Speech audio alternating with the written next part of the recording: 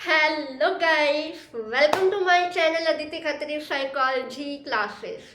Guys, we started chapter 9 motivation and emotion, and in the last video we have discussed the topic is physiology basis of emotion. So today in this video we will be discuss about the topic is cognitive basis of emotion. So guys, stay tuned with my video till end and please don't forget like, share, comment and subscribe my channel. So let's start my video.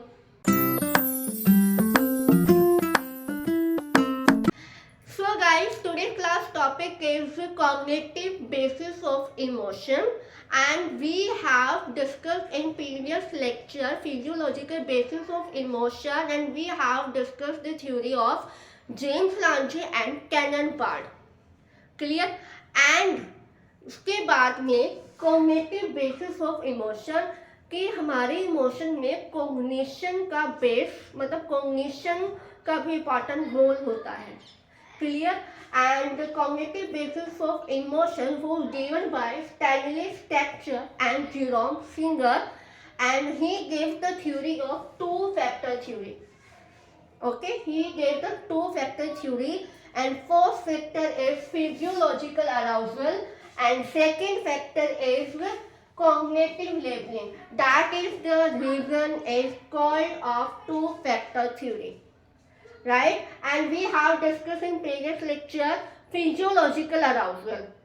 Right कि physiology हमारी body के अंदर जो भी functions हो रहे हैं that is हम क्या कर रहे हैं we are experience we are perceive and then हम कर रहे हैं उस इमोशन को हम एक्सपीरियंस कर रहे हैं राइट एंड हमने ऑलरेडी डिस्कस किया हुआ है. तो नाउ स्ट्रक्चर क्या कहते हैं अपनी टू फैक्टर की थ्योरी में, इन टू फैक्टर्स का क्या रोल है अपनी थ्योरी में.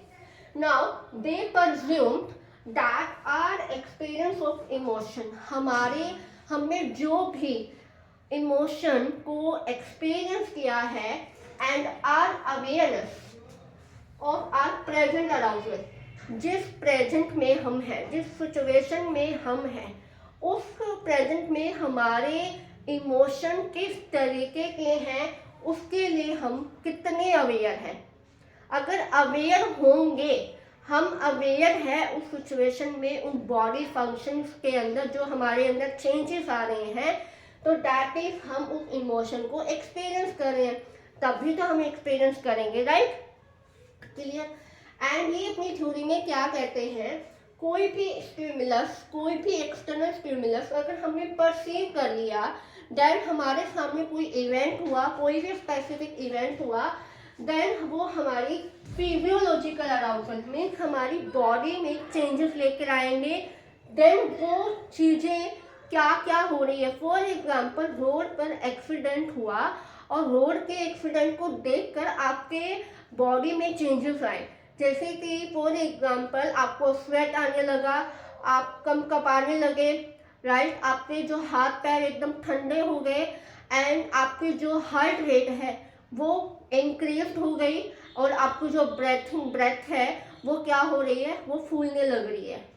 आप बहुत ज़्यादा नर्वस हो गए उस डेंजरस एक्सीडेंट को देखकर, फॉर एग्जांपल. राइट? तो ये आपके बॉडी में चेंजेस आ रहे हैं. उस बॉडी में चेंजेस क्या लेकर आ रहा है, आपका कॉग्निशन, आपका उसमें आप इंटरप्रिटेशन कर रहे हो.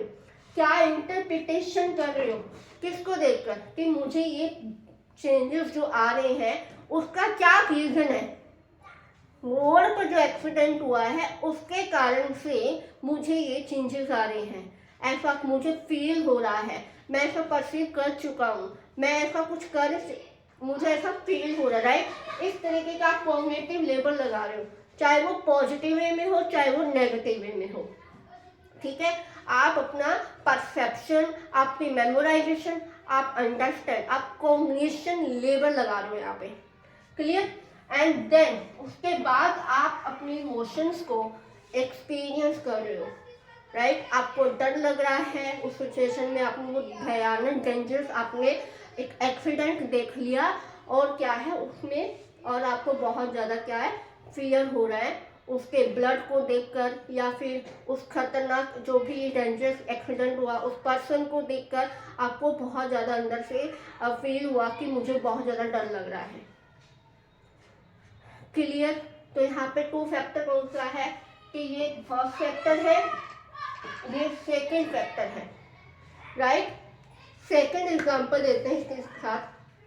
कोई भी एक्सटर्नल स्टिमुलस, जैसे कि आप अभी आराम से बैठे हो अपनी जगह पे और आपके सिबलिंग है, ठीक है, और अचानक से आपको डरा दिया, कहते हैं ना भौ करके ऐसा डरा देते हैं, होता है ना ऐसा। कई बार मेरे साथ तो बहुत मुझे ऐसा डराया जाता है और मैं डर भी जाती हूँ, ठीक है। हमने कोई भी स्टिमुलस को परसीव किया और मैं एकदम से डर गई और मेरे बॉडी में चेंजेस आए। बॉडी में क्या चेंजेस आए, मेरी जो हार्ट रेट है वो फास्ट हो गई और मैं कम कपाने लग गई, और जो मेरी जो आईज की प्यूपिल है वो कॉन्ट्रैक्ट हो गई, फैलने लग गई वो। एंड मेरा जो भी ब्रेथिंग जो थी वो भी मेरी फूलने लग गई थी, मैं कम कपा रही थी बहुत ज़्यादा, राइट। तो जिसकी वजह क्यों हुआ, और मैं ऐसे और कॉम्बिनेशन मुझे ऐसा डर, मुझे इस तरह से जो बॉडी में चेंजेस आ रहे हैं उसको मैं कॉग्निटिव इंटरप्रिटेशन कर रही हूँ अपने माइंड में, राइट। मैं उसको समझ रही हूँ ऐसा क्यों हुआ, राइट। जो मुझे चेंजेस आ रहे हैं वो मैं उस पर लेबल लगा रही हूँ, ठीक है।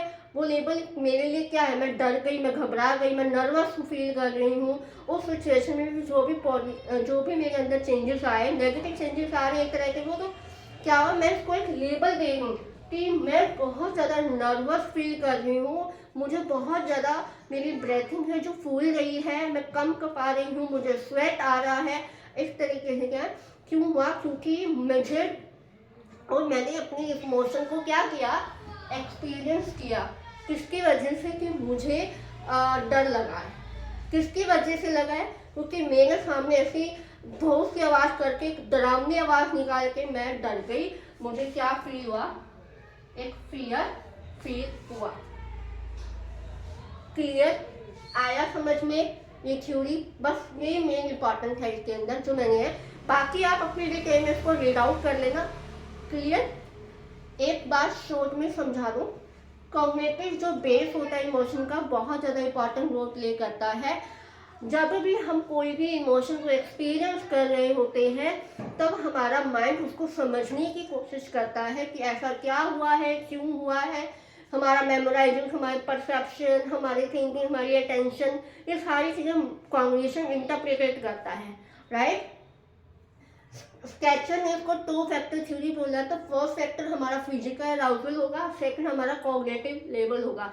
जब भी हमारी बॉडी में जो भी चेंजेस आएंगे हम कॉग्निशन, उसका कारण क्या है वो जानने की कोशिश करेंगे, ऐसा क्या हुआ उसके अंदर। हम यहाँ पे क्या देखेंगे, कॉजेस देखेंगे, ऐसा क्यों हुआ, हम उसको एक लेबल दे रहे हैं, ठीक है। देन हम अपने इमोशन को क्या कर रहे हैं, एक्सपीरियंस कर रहे हैं। क्लियर आया समझ में? अगर कहीं भी कोई भी डाउट है तो ask me in comment section, और समझ में आ गया है तो please tell me in comment section कि मैम हमें अच्छे से समझ में आ रहा है। सो गाइस मिलते हैं नेक्स्ट वीडियो में नेक्स्ट टॉपिक के साथ, तब तक bye bye, have a nice day.